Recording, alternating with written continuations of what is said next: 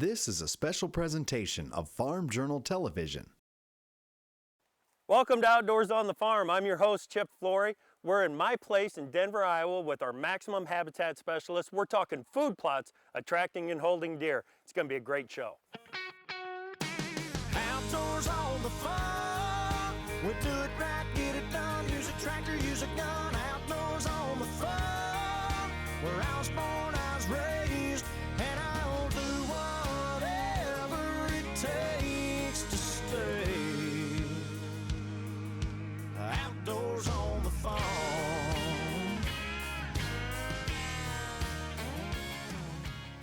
Hey, welcome to Outdoors on the Farm. I'm your host, Chip Flory. We've got our maximum habitat specialist with us, Scott Rolfus. I'm excited that you're here, Scott. We're at my place. We're standing in what used to be our horse pasture. And we've got about 3/4 of an acre here that we're going to turn into a food plot. And what I want to talk about is what we need to be doing at the fall of the year, what kind of plants we want to consider for the food plot, and maybe some different food plot designs that will put some wildlife where we want them when it comes around to hunting season. Now, let's start with the basics. What are the plants that we want to consider on something like this? Well, when you get a site like this, and this isn't an ideal location, here's what I like about this particular site. It's adjacent to heavy cover. Travel lanes to and from your food plots are what is going to attract, be it deer, be it turkey, or whatever kind of wildlife you're trying to attract. They need to feel safe coming into your place. So when you look at this and it's surrounded on two sides by timber, it offers some nice winter cover with small pine plantations, some adjacent cedar trees. That's when they're going to use your food plot. It's in the fall and winter. So you take a location like this, it's absolutely perfect. We're looking at about 3/4 of an acre. It's linear, it's plenty wide enough to get good plant growth. So we can make this happen for deer and turkey. Okay, so in a system like this, what are the plants that we're going to consider first? If we're going to talk about whitetails and you have a linear plot like this, and it's big enough to do that, I would probably try to break it into 3 different sections. Deer really seek out green browse in the late fall and in the winter time. We've done a lot of work now planting brassica. That's the turnips. They come in a lot of different varieties. Those have been really attractive to whitetails for us. They kind of get a 2-season use out of those. Right. Right. That they say that after the first cold snap, that's when the leaf sugars change, and they'll come in and they browse on the leaves. And they mow them down pretty good. But you still have what can be relatively large turnips, about as big as a softball. And then as winter comes on, they crave that food and they will come in and paw them out of the ground. And so they'll continue to come back to your site. Step me through what I need to do in the fall of the year or first thing in the spring to make sure that this is going to grow the food plot that I want. Sure. You have different choices as far as site prep is concerned, but it all has to start out with a soil test. You got to know what your soil's at in the fall before, so that you can have your successful crop come the next spring. You have different choices to make then about as far as your tillage is concerned. Sites like this where the cover's quite short, it's there's some old bluegrass and just some small annuals. One recommendation on a site like this is a Roundup burn down. Yep. Okay, very good. We've talked a little bit about the plants that we're going to use in this food plot. We've talked about food plot prep. When we come back, let's talk about starting to lay this plot out, what we're going to put where and why we're going to put it in different areas. We'll be right back. Outdoors on the Farm is brought to you by the Ram Truck brand.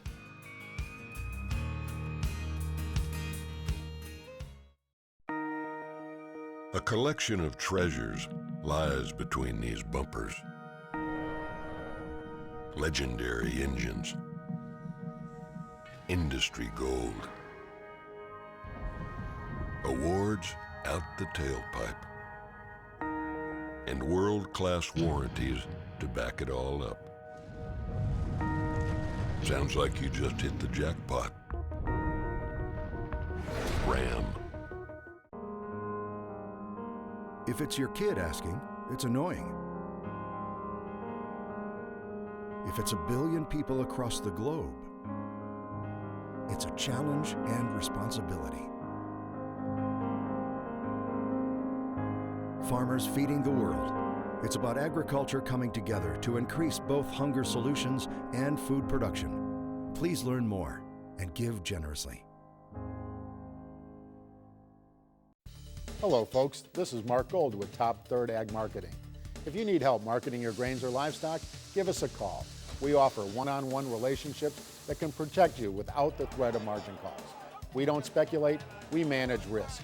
If you're tired of paying acreage and management fees for marketing advice that hasn't actually helped your bottom line, then give us a call. Call today to get 2 weeks of Mark's private grain marketing email. Top Third Ag Marketing, earning the trust of American farmers every day. Mark your calendar. Ag Connect Expo 2011 is coming to Atlanta, Georgia on January 7th through the 10th. Connect with experts. Learn new ideas, new technology. Connect to the future of agriculture, the newest innovations. Connect globally with producers from around the world. This show sets itself apart from the regional shows.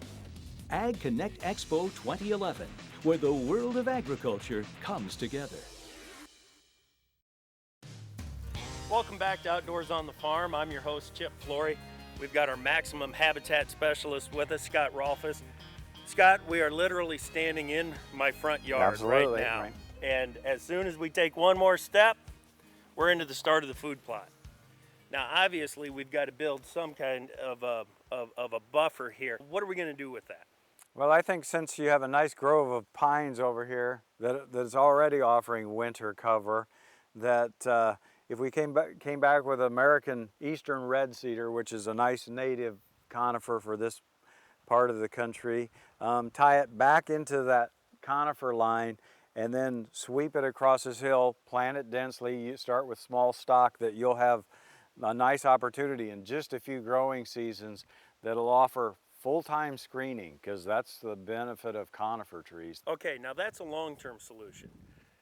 What if we want to put a little seclusion in here, a little buffer in here that's going to be effective for the very next season that's coming up next fall? Sure. Yeah, you have opportunities there too. They make some really tall sorghums that you can use. Sudan grass, that's an easy one to grow.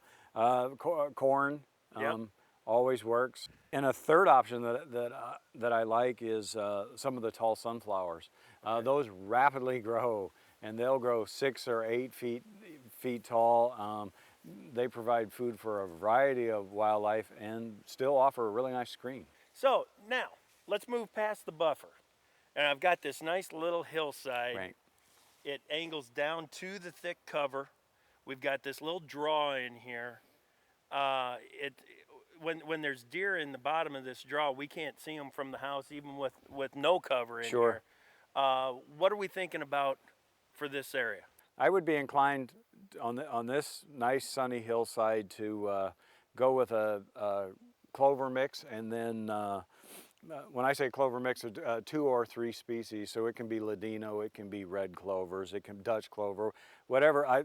Red clover's one that I like, and same with ladino. And then you can do a light cover crop with grass. If you do that, I would suggest we use Timothy. And plant it at the lighter rate on the recommended rate. Now, when we're talking clover, we're talking about attracting not only deer into that area, but the turkey are going to use it too. Turkeys will love a site like that. Yeah, we're surrounded by a heavily forested tract. So they love ridge tops that are like that, or places that are like that, and it's a great place for them to bring their young poults out. And when those birds first hatch, insects make up a huge part of their diet, and that's where they're going to come. The clover and the Timothy that we're going to put in this area, soil prep is going to be pretty similar. I mean, we're going to have to do a little bit of tillage to get a good stand established and so on. We got to do this right, because this is a piece of the food plot that's going to be here for a Forever, long time. right? Yeah. Yeah. Yeah, that's right. And the biggest problem with clovers is if you look at the seed, it is so fine. Yeah. Some of it reminds you of black pepper. Yeah. I mean, and so so it's important that you get nice distribution. You don't have to over-till the landscape, but they need that seed to soil contact that's on there. Light disking works well. Sometimes do it 2 and 3 times. And what's the best time of the year to plant that? That's actually August and September is a very good time to plant those. They'll germinate this year. They'll get some growth on them. You'll actually attract wildlife in a fall planting too. And then they go into the next season and they're off. Started strong. That's right. But if we're planting in the spring, are we still okay doing that? No, absolutely. Okay. Right. Yep. And those can be planted as early as April, but most likely early May. So next, what we're going to get into is taking a look at what we're going to put up in the middle third. Middle section, that's the right. middle section of that. And so far, so good, Scott. Okay. I'm excited about this. We'll be right back with more Outdoors on the Farm. Outdoors on the Farm is brought to you by the original Muck Boot Company. Life isn't always comfortable. Your boots should be.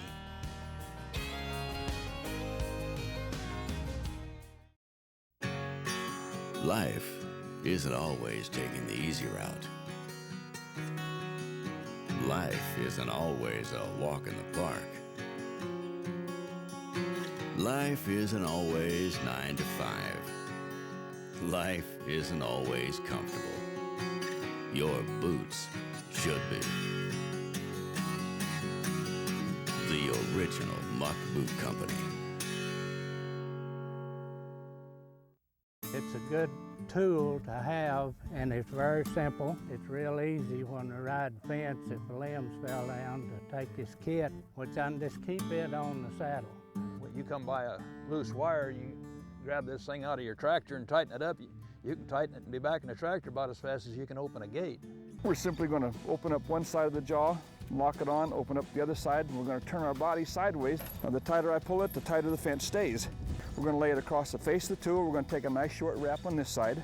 We're going to come over here. We're going to take a nice short wrap on this side like this. So use your fencing pliers and simply weave it right back into the fence where you took it out of. Now, if you'll notice, that fence is just nice and bowstring tight, just like we wanted it to be when we started out. Order the original Texas Fence Fixer today for just $89.95 with free shipping and handling. Or get the kit. Includes fencing pliers, deerskin gloves, the original Texas Fence Fixer, and carry bag for only $129.95 with free shipping and handling. Call or order online today. Confusion, doubt, fear, forces that drive the markets in unpredictable ways. It would be nice to find a voice you trust, a broker with an impeccable compliance record, someone with global contacts and expertise, a sought-after speaker who simply tells it like it is. All that with 30 years of experience navigating these markets. Someone like that would be quite a find. Bauer Trading. Experience at work for you.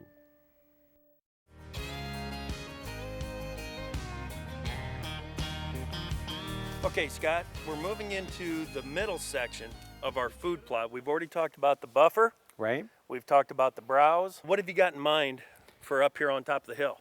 Yeah, when I spoke earlier about when you have a long linear like this and you can get full season use out of a food plot like this, one of the plants that we use a lot for whitetails, and turkeys love it in the springtime, is winter wheat. Anybody can grow winter wheat. If you talk to wheat farmers, they said it's like a weed. I mean, you put it on the ground, it's going to grow. It's inexpensive. Winter wheat stays green well into the early winter. It's common to see it with snowfall and a bright green field. What's the seed plot prep and everything? I assume we've got to do some tillage on the soil. We got to have our soil tests done, and what all goes into getting a good stand. Yeah, winter wheat, it's very successful in different planting forms. So you can drill it into the ground. It's very easily broadcasted, and You plant at a pretty high density, but it usually costs about $11 to $15 a bag. So on a site like this, we're going to put about 100 pounds on the ground, and then it does well under triple 13 fertilizer, just something to give it a boost. It jumps out of the ground. It will be up in 6 or 7 days, and then it's off to the races. So this is a plant that a lot of times we'll plant in the month of September. It's really lush and really green going into late October and November. We plant it as an annual plant, and then we come back in, retill, and seed the next year. So it is an annual food plot. It's got to do a little bit of a seeding on its own. Oh yeah, that's correct. You could probably light disc it, and on timing on seed maturation and get it again. But they're cheap. They're cheap and easy to put in the ground, and wildlife do seem to like it. Okay, so. And that's all it's going to be is winter wheat. Winter wheat. That's all. Yep, that's all we're going to put there. You know, that's right. So far, this is easy. Right. This is a whole lot easier than what I thought it was going to be. I mean, I'm going to get the cedar trees from the conservation office. That's right. We've got that figured out. Right. We're going to put some. We'll get some sorghum or some Sudan grass or something for that first year buffer. Planting the clover and the timothy, that's no big shakes. We can do that with a spreader and minimal amount of tillage, right? Oh, absolutely. Yeah, and then if you're ambitious, sites like this, they literally can be hand planted. And drag something back over. You don't need fancy equipment. So you can use the grinder on your belly and push out the seed. I've got an old spreader that we use for fertilizer and stuff on the yard. It sounds like I can use that. Absolutely. To get most of this done. That's right. That's awesome. That's awesome. We're going to shift gears now and go to pro staffer Steve Berta. Steve sheds a little light on the importance of having multiple tree stands to make the most of your time outdoors on the farm. Steve, everybody talks about having multiple tree stand locations, but why? Why do we have to have more than one tree stand out there if we know it's in a good spot? Well, this subject's been done to death, and there's a good reason. It's very important not to burn a stand out or let the deer wind you.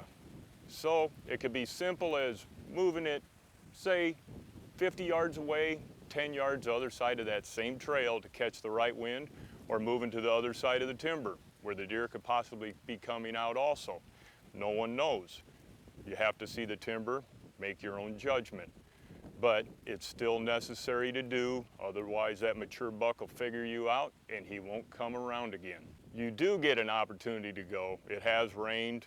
You can utilize that time better and find the right tree for the right wind, and you'll have a lot better day outdoors on the farm. The middle third. When Outdoors on the Farm returns, we'll finish up our food plot conversation with pro staffer Scott Rolfus.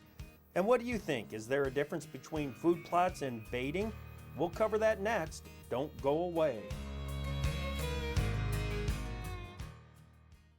A collection of treasures lies between these bumpers. Legendary engines, industry gold, awards out the tailpipe, and world-class warranties to back it all up. Sounds like you just hit the jackpot. Ram. Are you looking to increase the yields of your corn crop? Come get an education. I'm Clinton Griffiths. Join me for Corn College TV. Two of the best agronomists in the business will walk you step by step through the growing season, from in-field diagnostics to finding the right equipment for the job. Corn College TV is your weekly tutorial for getting the most out of your fields. Technology is moving fast. Don't get left behind. Join us for Corn College TV. I'm Greg Hunt. I believe diversification, transparency, and liquidity are the important factors in today's investment arena. Let Greg show you how professionally directed managed futures programs can work for you. Learn how commodity trading advisors provide access to global coverage in hard assets, financials, and many other commodities, seeking returns regardless of market direction. Call today to see how you can work with some of the world's top regulated commodity trading advisors. Growing up in agriculture, I know how important information is to America's farmers and ranchers. They have the tremendous responsibility of feeding this great nation. Here at Ag Day, we're here to help with the latest in agriculture news, agribusiness with Al Pell, the big picture on weather with Mike Hoffman, and stories about the country way of life. Join me each morning for Ag Day, the country experience.